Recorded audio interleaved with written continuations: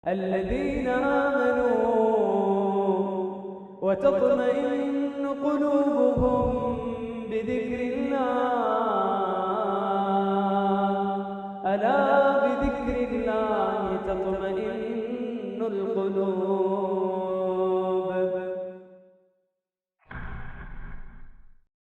Bagi di tengah wabah seperti ini, maka insya Allah kita akan mendapatkan rahmat dari Allah Subhanahu wa taala. Makanya saya pesan sekali ya, setiap hari kalau bisa berbagi takjil untuk berbuka. Saya katakan pembatasan sosial berskala besar itu bukan membatasi jiwa sosial kita. Ya, makanya tetap harus ada takjil, tetap harus ada sedekah. Ya, walaupun tidak dibagikan dengan kumpul-kumpul, bagikan door to door, rumah ke rumah. Ini masih bisa kita lakukan. Makanya jangan sampai di masa ini kita malah kelihatan mengingkari kenikmatan Allah Subhanahu wa taala, semakin pelit, semakin kita nggak sadar dengan ujian ini ya. Kemudian kita tahu semuanya bahwa virus ini memang sangat kecil, tidak terlihat oleh mata, tapi bisa menggegerkan dunia ini, bahkan melemahkan dunia ini. Ekonomi mana yang tidak hancur? Ekonomi mana yang tidak hancur karena virus corona ini? Tidak ada yang bisa menemukan obat dari wabah ini. Ya, semua itu memang diciptakan oleh Allah agar kita bisa mengambil pelajaran, mengambil hikmah, agar kita bertaubat kepada Allah Subhanahu wa taala, dan tadi saya katakan semakin banyak memaafkan dan membantu orang lain yang mengalami kesusahan. Ya, makanya saya katakan ini adalah momentum kita, yunfikuna fis sarra'i wad dharra, ya, termasuk kriteria orang yang beriman itu berinfak ketika dia dalam keadaan mudah atau dalam keadaan sulit. Dan insya Allah air seteguk yang kita berikan pada musim seperti ini berbeda dengan 1 galon yang kita berikan di luar masa kesusahan ini. Baik, selanjutnya.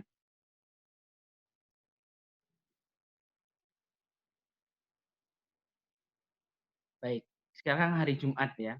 Kita sekarang di hari Jumat di Sayyidul Ayyam. Mungkin ini Jumat ke-5. Ada yang Jumat ke-6 mungkin. Kita tidak melaksanakan sholat Jumat. Bahkan mungkin ada yang lebih dari itu. Ya, mungkin tadi kita rindu dengan nasihat khatib, kita rindu dengan mimbar, kita kehilangan masjid, kita kehilangan tempat teman, kita kehilangan tetangga, kita kehilangan saudara-saudara kita. Selanjutnya, Mas Fari. Tapi ada satu hal ya yang membuat kita berbeda dengan orang-orang yang di luar sana. Banyak orang yang mungkin mulai berputus asa, mungkin mulai nggak tahu bagaimana kelanjutannya, ya. Tetapi kita sebagai orang yang beriman tuh punya perbedaan dengan mereka. Apa perbedaannya? Kita ini punya sifat yang disebut dengan husnuzon, berbaik sangka. Jadi nggak boleh antum memaki-maki makhluk Allah, walaupun itu adalah sebuah virus. Karena memang dia dikirim oleh Allah Subhanahu wa taala dengan izin Allah Subhanahu wa taala. Tetapi apa yang harus kita yakini tentang hal itu? Yang pertama, kita percaya bahwa wabah ini akan pergi.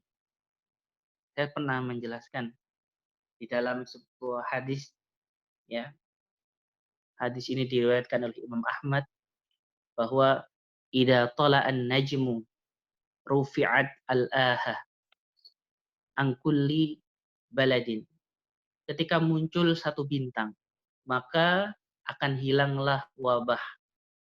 Walaupun hadis ini menjelaskan tentang wabah untuk tanaman, tetapi para ulama termasuk Al-Imam Ibnu Hajar Al-Asqalani menafsirkan bahwa wabah ini bukan hanya untuk tanaman, tapi semua wabah. Ini bentuk husnudzon namanya. Kata Rasulullah, idza tala'an najm, ketika muncul satu bintang. maka akan dihilangkan wabah.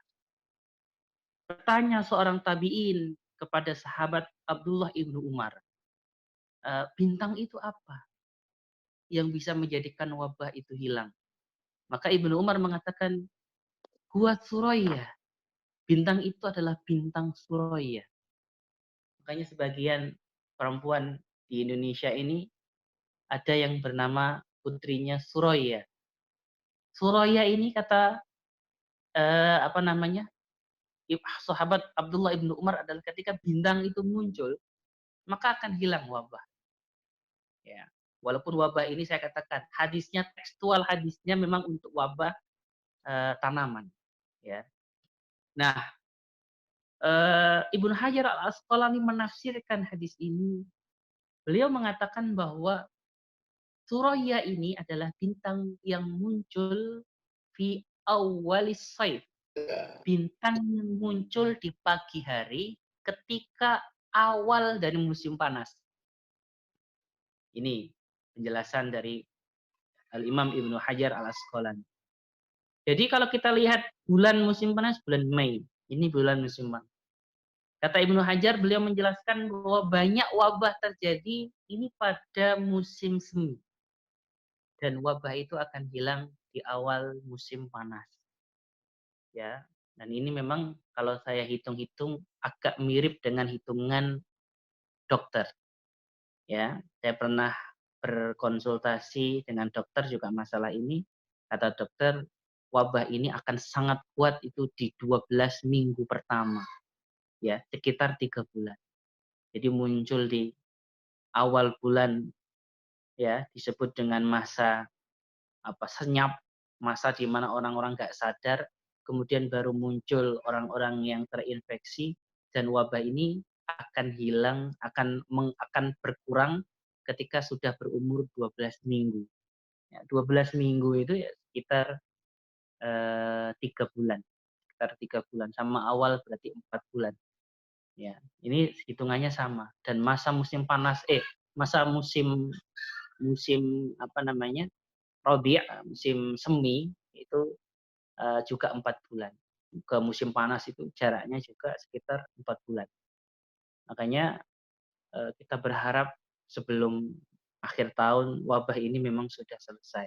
Karena memang secara medis nanti ketika orang-orang sudah banyak sembuh karena wabah ini, alhamdulillah di beritanya kan orang yang sembuh lebih banyak daripada orang yang meninggal. Itu nanti akan muncul yang disebut dengan herd immunity atau keimun berjamaah. Semakin banyak orang-orang yang kebal karena virus ini, maka virus ini akan mulai tetap ada sebenarnya, tapi tubuh kita sudah bisa menangkal virus ini. Dan itu memang membutuhkan waktu.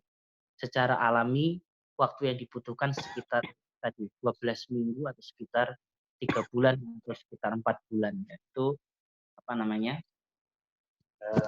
Terkait dengan kapan kira-kira wabah ini selesai. Nah, Allah Subhanahu wa taala berfirman, "Fama dzannukum birabbil alamin?" Bagaimana prasangkamu kepada Tuhan yang menciptakan alam semesta ini? Kita ditanya. Kita sedang ditanya sama Allah. Persangkaanmu saat aku turunkan wabah ini bagaimana? Apakah kita berprasangka bahwa dunia ini akan dihancurkan? Apakah kita akan berprasangka bahwa dunia ini akan dimusnahkan oleh Allah Subhanahu wa taala? Tentunya tidak. Kita tidak berprasangka seperti itu. Kita berprasangka bahwa Allah Subhanahu wa taala akan memberikan kesehatan kembali, kestabilan kembali setelah memang kita diuji oleh Allah Subhanahu wa taala. Karena memang bumi ini milik Allah, langit ini milik Allah, dan semua di bawah kekuasaan Allah Subhanahu wa taala. Selanjutnya,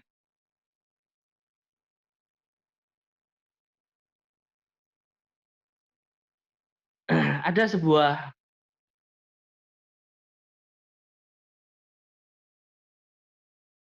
artinya kalau kita mensifati wabah ini adalah sesuatu yang bahaya, sesuatu yang mengerikan, maka ingatlah bahwa Allah Subhanahu wa taala punya kemampuan untuk menghilangkan bahaya tersebut. Kalau kita mensifati wabah ini dengan suatu hal yang kita nggak bisa keluar rumah, kita nggak bisa bekerja, kita nggak bisa cari nafkah, kita nggak bisa bermacam-macam. Kesusahan semuanya. Maka Allah Subhanahu wa taala mengatakan, "Qulillah yunjikum minha wa qulillah yunajjikum minha wa min kulli karbin." Katakanlah wahai Muhammad bahwa dialah Allah yang akan menyelamatkanmu dari bencana dan juga segala macam kesusahan.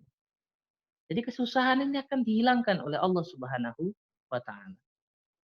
Kalau kita mengatakan bahwa wabah ini adalah sesuatu yang menyulitkan, ya, sulit semuanya, semua serba sulit.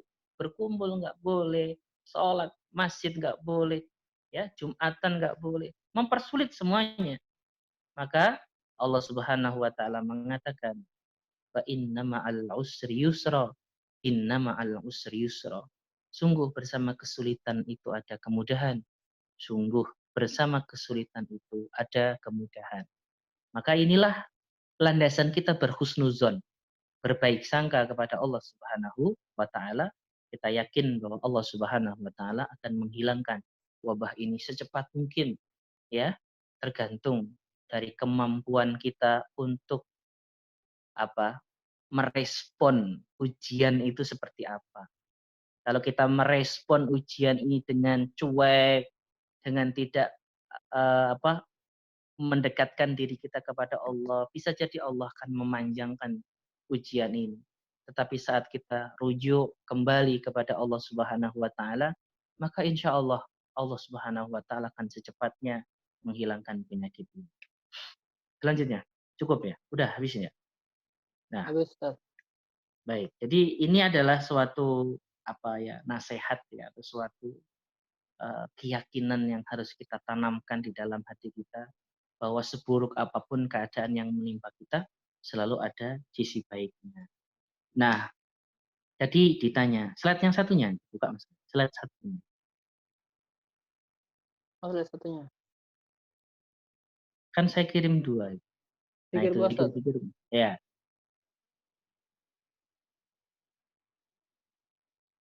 baik. Terkait tentang masalah kemuliaan ya dalam Ramadan ini, saya ingin menjelaskan bahwa semua ibadah itu kalau kita lakukan dengan benar, maka akan menuntun orang yang melakukannya kepada kemuliaan. Saya ulangi, ibadah itu kalau dilakukan dengan benar, maka akan menuntun orang yang melakukan ibadah tersebut kepada suatu kemuliaan. Ya, itu sudah janji Allah Subhanahu wa taala. Allah berfirman, "Walillahil 'izzatu walirasulihi walil mu'minin." Izzah, sebuah kemuliaan, kemenangan, ini milik Allah, milik Rasulnya, dan milik orang-orang yang beriman. Maka kalau kita ingin puasa kita ini menjadi puasa yang menjadikan kita orang-orang yang mulia, maka cara puasa kita harus benar. Perhatikan akhi, semua ibadah ini selalu tersusun dari 3 hal. Hampirlah semua, hampir ibadah-ibadah yang ada, kecuali ibadah yang khusus ibadah hati ya. Ibadah-ibadah sholat, puasa, haji, dan seterusnya itu selalu tersusun dari 3 hal. Yang pertama adalah dia ada fisiknya atau ibadah badaniahnya. Kalau kita sholat ada rukuknya, ada apa namanya, ada sujudnya. Kalau kita haji ada tawafnya, ada wukufnya. Ini fisiknya. Kalau kita puasa ada menahan laparnya, ya. Jadi ibadah itu yang pertama tersusun dari hal yang sifatnya adalah fisik, ya. Yang kedua, ibadah itu susunannya adalah hal yang sifatnya hati. Jadi selalu berbarengan. Orang apa? Menahan lapar. puas. Harus ada ibadah hatinya. Apa ibadah hatinya? Niat. Tuh. Jadi kalau kita puasa nggak niat nggak sah. Jadi eee, tubuh kita beribadah, hati kita meniati ibadah. Hati kita pun harus ikhlas, tuh. Harus sabar. Jadi ibadah itu selalu tersusun dari ini. Ibadah badaniyah, fisiknya, dan ibadah qalbiyah, hatinya. Dan yang terakhir, yang ketiga adalah ibadah yang tersusun dari lisan. Selalu ada sesuatu yang biasanya dibaca. Loh ini, ya. Walaupun apa namanya, kita tahu bahwa memang Eee, zikir itu memang bisa di hati saja, tapi hampir-hampir ada bacaan-bacaan gitu ya dalam ibadah kita. Contohnya kalau dalam sholat takbir, nah harus baca Fatihah gitu kan, harus kalau kita haji labbaik Allahumma labbaik, niatnya labbaik Allahu hajjan, labbaik Allahu umratan, ada bacaan-bacaannya. Nah puasa ini juga ada bacaan-bacaan ya. Saya ulangi, ibadah itu tersusun dari badan. Nah, dari masalah puasa ini yang saya soroti, ini saya lihat lihat benar, ini yang terlewat adalah ibadah di lisannya, ibadah di zikirnya.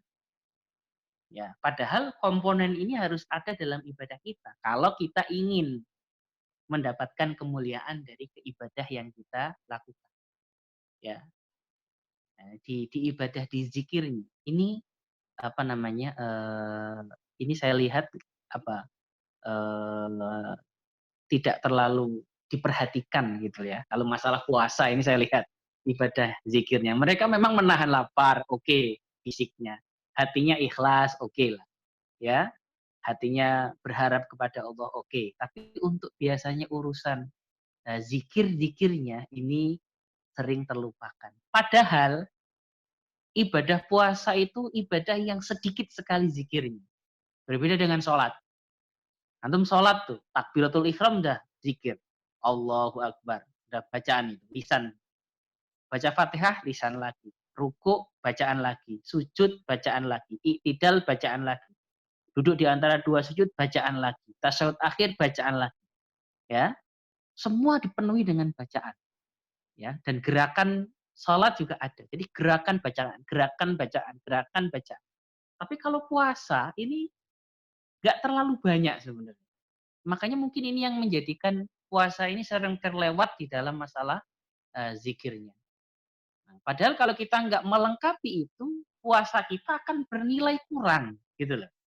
Bernilai kurang. Karena kenapa? Tadi saya katakan ibadah itu ya tatakawan tersusun dari lisan, kemudian badan, ya, kemudian masalah hati. Baik, selanjutnya. Kita ambil beberapa contoh saja. Nggak usah ke situ. Terus. Kapan-kapan kita bahas. Kita mau langsung ke poinnya saja. Terus. Baik, balik.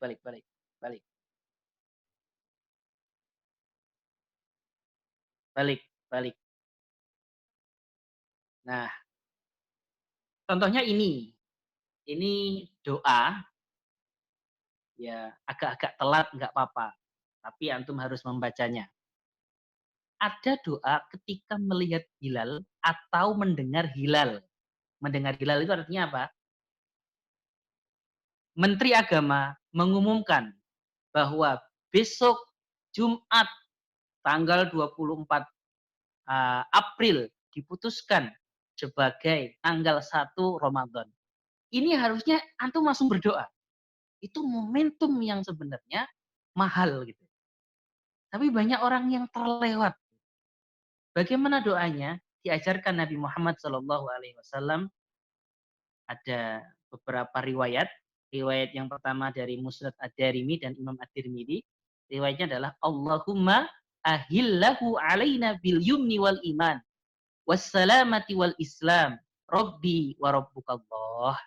Ya, saya bisa bikin presentasi. Siapa di antara kita yang ikut kajian ini, yang baca doa ini sama yang enggak, ya. Saya nggak tahu di PSU ini. Insya Allah banyak yang baca, insya Allah ya. Banyak yang baca doa ini. Ana husnudzon saja, ana husnudzon saja. Walaupun nggak terlalu husnudzon juga ya kan. Tapi terlewat gitu. Padahal Islam selalu mengajarkan di permulaan bulan untuk berdoa-doa ini.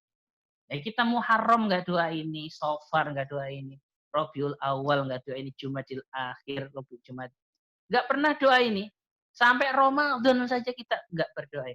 Padahal antum lihat, doa ini mengajarkan sebelum kita masuk pada sesuatu yang permulaan selalu diajarkan kita untuk berdoa. Antum punya istri baru. Ya, bukan istri baru, antum nikah terus punya istri baru, enggak. Maksudnya antum belum menikah, terus punya istri. Istri antum kan istri baru. Ada doanya. Ya, dan sampai ini terlewat doanya. Nggak hafal ya, udah nanti kursus sama saya. Antum punya baju baru, ada doanya khusus. Antum punya mobil baru, ada yang doa khusus. Antum memasuki hari baru, pagi. Pagi itu kan hari baru. Ada doanya, akhi. Ada doanya. Ya, asbahna wa asbahal mulku lillah. Itu ada doanya. Antum masuk sore hari, ada doanya. Amsayna wa amsal mulku lillah dan seterusnya, ada doanya. Antum memasuki bulan baru, itu juga ada doa. Kenapa? Karena kita diajarkan sebelum kita memulai sesuatu, itu doa dulu. Dan kita sebelum memasuki bulan Ramadan ini, harusnya ada doa yang, ada zikir yang kita baca. Ya. Kelewat Ustaz? Enggak. Ya udah, nanti selesai kajian ini, doa ini baca.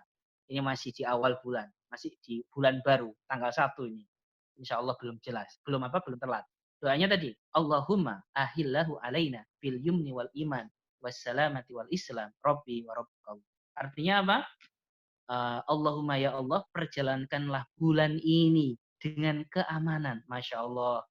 Kita minta nih bulan Ramadan ini aman. Ya, coba ketika awal bulan itu semua umat Islam berdoa minta keamanan oleh Allah Subhanahu wa taala, hilang virus ini. Ya. Inilah yang terlewat gitu, akhi. Ini terlewat.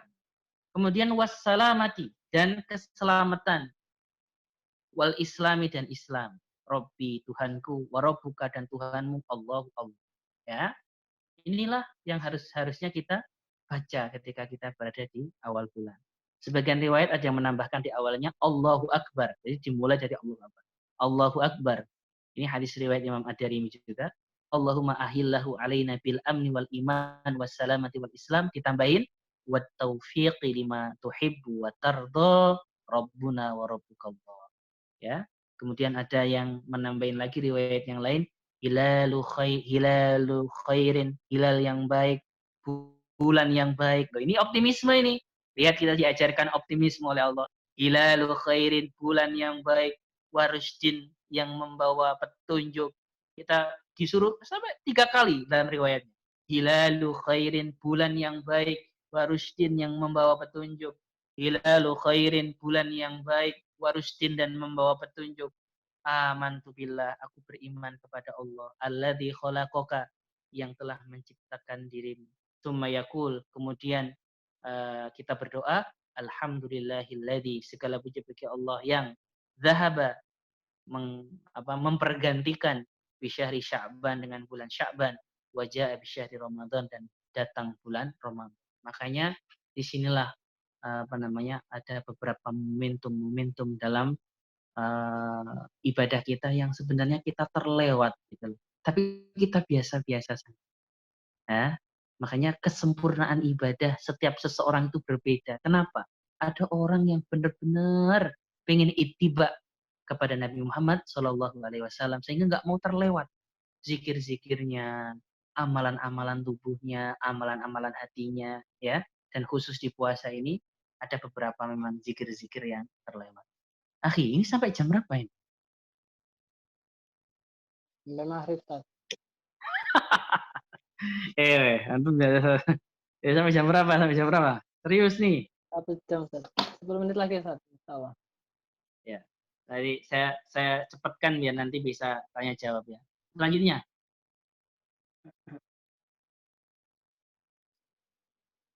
Selanjutnya Mas. Terus. Kita lewatin itu. Baik. Doa ketika berbuka puasa ini juga bagian dari ritual siam kita, gitu loh ya. Kalau antum sholat itu kan ada bacaan tasbihnya, ya kan?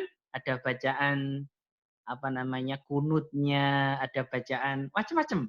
Ini juga ritual, bagian dari ritual puasa, makanya nggak bisa dihilangkan harusnya. Harus hafal nih doa-doa ini. Padahal puasa itu doanya sedikit loh. Kenapa saya banyak tadi saya mengatakan banyak yang terlewat gitu. Banyak yang terlewat. Ya. Baik. Apa doa ketika berbuka berpuasa? Pertama, riwayat Imam Abi Dawud. Zahabat dzama'u, telah hilang dahaga. Wabtalatil uruku, dan basahlah kerongkongan.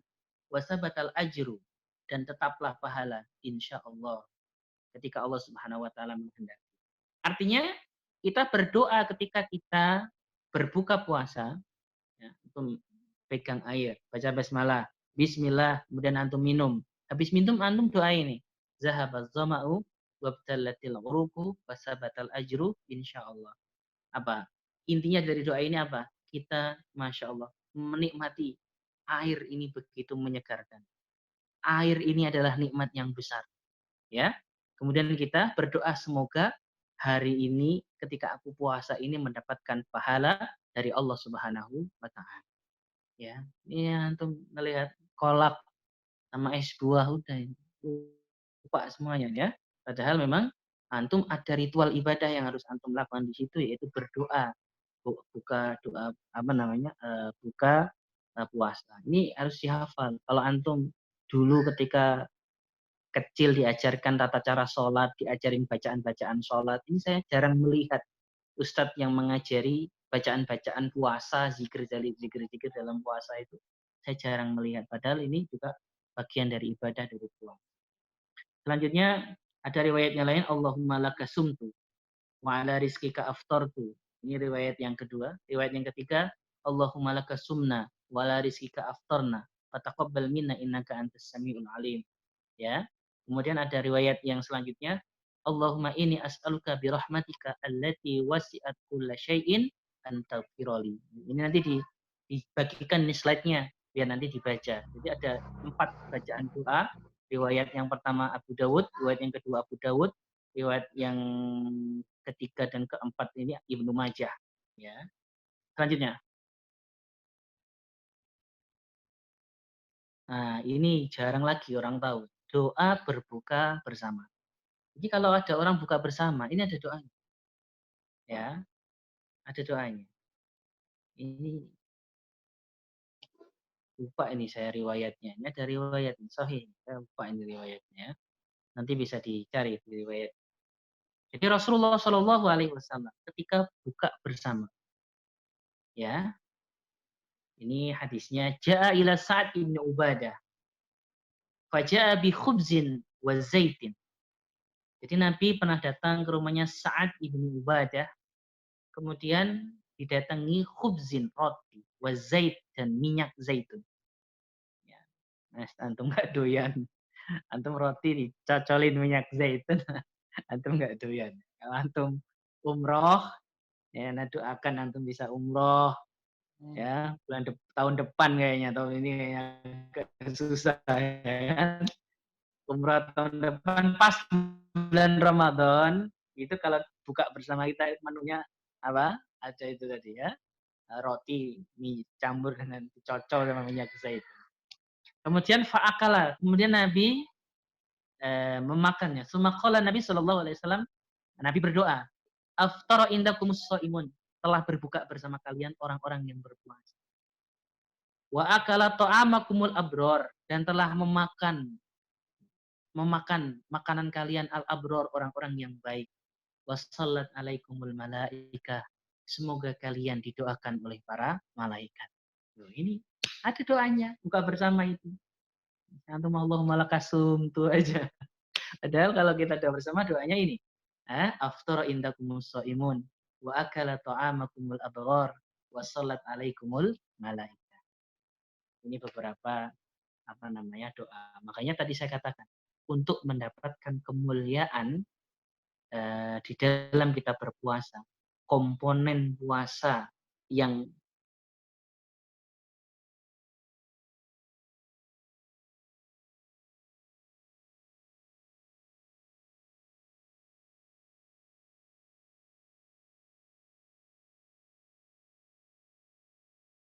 baca, ya, maka ketika kita melakukan ibadah dengan semestinya seperti yang diajarkan oleh Rasulullah, insya Allah kita akan mendapatkan kemuliaan di bulan Ramadan ini.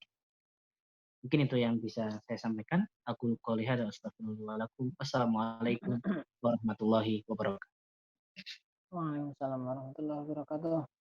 Jazakallah khair Ustaz atas penyampaian kajian pada siang hari ini. Kemudian dibuka sesi pertanyaan, barangkali jemaah ada yang mau bertanya, dipersilakan.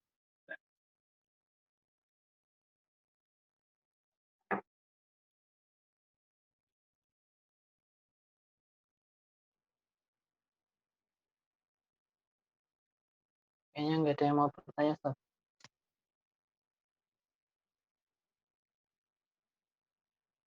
Mungkin anak mengajukan satu pertanyaan, Ustaz. Silakan. Ini Ustaz, kalau tawana yang wajib-wajib itu seperti sholat, puasa, dan kalau yang sholat kan apabila tidak mengerjakan, anak pernah dengar akan mendapatkan balasan seperti ini dan itu. Nah, kalau puasa sendiri itu bagaimana, Ustaz? Apa balasan jika tidak mengerjakan dan apa balasan apabila kita mengerjakan, Ustaz? Biar kita semangat. Jazakallah. Orang yang tidak berpuasa diancam oleh Allah Subhanahu wa taala. Orang tersebut kalau meninggalkannya gara-gara mengingkari kewajibannya, maka dia keluar dari agama Islam. Mengingkari kewajibannya loh ya, syaratnya. Jadi kalau ditanya, kenapa kamu nggak puasa? Oh, orang puasa nggak wajib saja. Nah, berarti dia sudah keluar dari agama. Kenapa? Karena puasa ini rukun Islam. Ya, sholat, puasa, zakat, ini rukun Islam.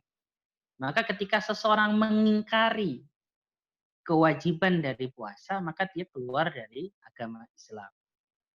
Tetapi kalau dia tidak melakukan gara-gara males, ya, ditanya, kenapa kamu nggak puasa? Males aku puasa, ya. Tapi kan puasa wajib. Iya, aku tahu puasa wajib, tapi aku nggak kuat, males. Nah, maka orang tersebut adalah orang yang fasik, orang yang melakukan dosa besar. Orang yang melakukan dosa besar, ancamannya ya siksa dari Allah Subhanahu wa taala. Sedangkan orang yang mau berpuasa, menjalankan perintah Allah puasa, disebutkan di dalam hadis kalau tidak salah riwayat Imam Muslim ya. Inna fil jannati baban, sesungguhnya di surga itu ada satu pintu. Yuqalu lahu ar-rayyan. Pintu tersebut namanya adalah ar-rayyan. Yadkhulu fihi as-shaimun, yang akan masuk dari pintu ini orang-orang yang berpuasa. Maka orang yang berpuasa ini adalah orang yang punya jaminan surga dan masuk dari satu pintu yang diberikan nama khusus oleh Allah, yaitu pintu ar-rayyan. Bahkan kalau kita lihat hadis yang lain, hadis qudsi, semua ibadah itu ya yang menilai, yang mencatat pahalanya adalah para malaikat. Illa saum, kecuali puasa. Kata Allah, wa anna ajzi bi. Aku sendiri yang akan memberikan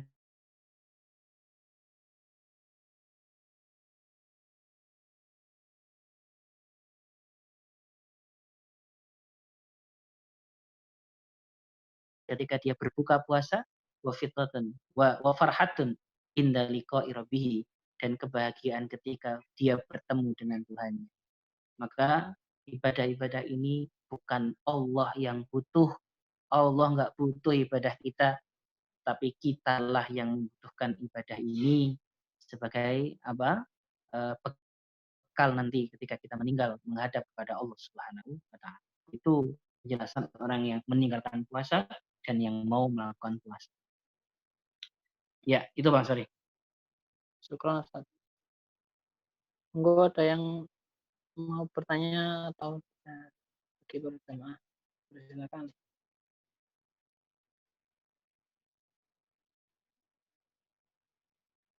Sepertinya sudah pada ngantuk Ustaz. Sudah pada lapar. Sudah pada lapar. Nanya aja nggak kuat Ustaz. Iya, nanya aja nggak kuat. Assalamualaikum Ustaz. Waalaikumsalam. Ini di sini hujan nih, nggak tahu di tempat Ustaz hujan juga nggak? Alhamdulillah. Alhamdulillah ya. Saya benar. Ya alhamdulillah nih di awal Ramadan diberkahi rahmat berupa hujan ya Ustaz. Amin, amin, amin, amin. Iya Ustaz, ini mungkin buat kita semua nih Ustaz, terkait dengan amalan-amalan unggulan nih Ustaz di bulan Ramadan ini, terutama di tengah COVID Ustaz. Tadi disampaikan Ustaz, saatnya bersedekah, saatnya mengeluarkan harta-harta kita yang kita miliki, dan inilah waktu yang terbaik Ustaz. Nah, mungkin juga kita ada amalan atau ada perbuatan birrul walidain terhadap orang tua yang mungkin kita belum bisa relaksasi karena kita tidak bisa bertemu Ustaz. Iya. Nah, kira-kira mungkin apa yang bisa kita ganti ya obat kerinduan untuk bertemu, mencium kedua tangan orang tua kita, termasuk istri dan anak-anak kita. Mungkin itu Ustaz pertanyaannya. Baik, jadi memang Ramadan kali ini tuh berbeda dengan Ramadan-Ramadan yang lain. Karena memang kita diuji COVID-19 ini, sehingga saya menyaksikan ada kemunduran yang seharusnya nggak ada. Saya tadi katakan bahwa pembatasan sosial ini bukan membatasi jiwa sosial kita. Justru semakin kita diuji seperti ini, sedekah kita makin banyak, infak kita makin banyak, ya. Sholat kita makin banyak, harusnya seperti itu, ya. Makanya kalau kita bicara amalan andalan, sebenarnya amalan yang biasa-biasa saja kemarin, ini saat ini saya mengatakan bisa jadi amal andalan semuanya. Karena kita serba sulit. Kita serba sulit sekarang. Ekonomi kita sulit. Ya kan? Beras yang kita berikan saat ini, bagi orang-orang yang diuji oleh Allah, pekerjaannya ini luar biasa pahalanya. Gitu. Ya. Kemudian silaturahim kita, ya, makanya saya katakan walaupun antum nggak bisa bertemu secara fisik, telepon. Jangan sampai nggak telepon sama orang tua, jangan sampai nggak telepon sama ibunya, sama bapaknya, jangan sampai nggak telepon, gitu loh. Ya, mungkin telepon antum kemarin-kemarin itu berharga bagi orang tua, di saat seperti ini semakin berharga. Makanya al-ajru biqadri ta'ab, pahala itu menyesuaikan dengan kesulitan. Jadi bukan semakin antum sulit, semakin antum nggak mau beramal, justru masa sulit ini adalah masa kita untuk beramal. Insya Allah PSO jamaahnya bulan ini khatam 10 kali Qur'annya. Amin, amin, amin, amin, amin. Amin. Masya Allah. Syukran, Ustaz. Ya, Tuhan. Mungkin ditutup aja ya. Silakan. Nah, Alhamdulillahirrahmanirrahim, telah kita laksanakan kegiatan taklim online.